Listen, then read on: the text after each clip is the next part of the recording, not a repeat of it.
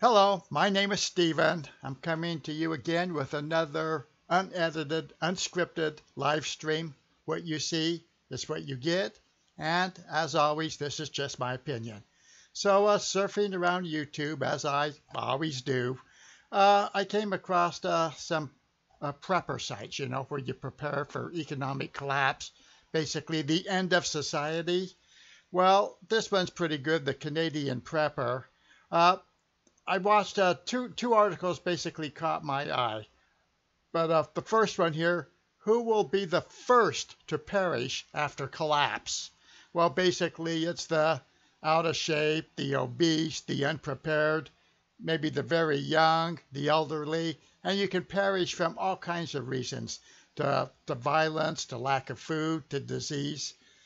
Anyway, I've always thought that those who are going to head for the hills and, wait it out or something, they shouldn't be allowed back into society once society recovers. Because I think the best way to get society back together will be society itself, working as a whole, and not a bunch of individual, survivalists out in the woods.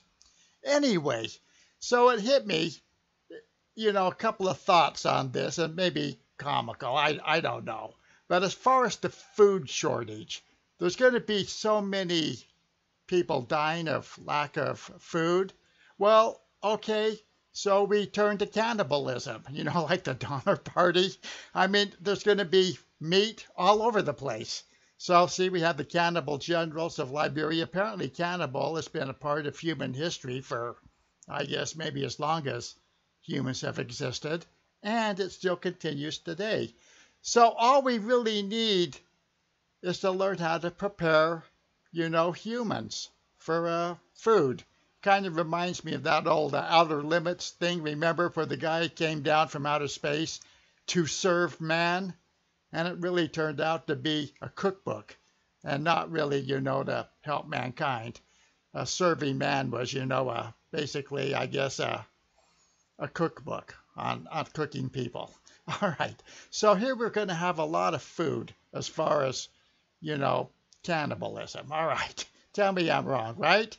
All right, now here's another thing. If you really want to be a prepper and prepared for the end of the world, well then I think that you should take some time out and live on the streets for, a month, 2 months, 6 months, just to see how to do it. Just to really, get an idea of what you're going to have to do when the, crap hits the fan.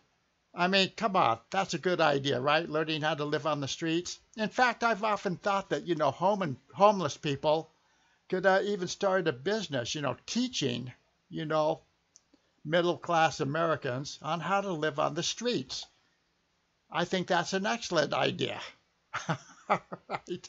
So here's one, 49 days on the streets. I mean, come on. Let's go learn how to live on the streets and become fully prepped and prepared, for a doomsday scenario. Because you might be living on the streets for a while until you can get to your, bunker up in the hills somewhere. You never know. You might get trapped in the city. So unless you can live on the streets, you're not fully prepared.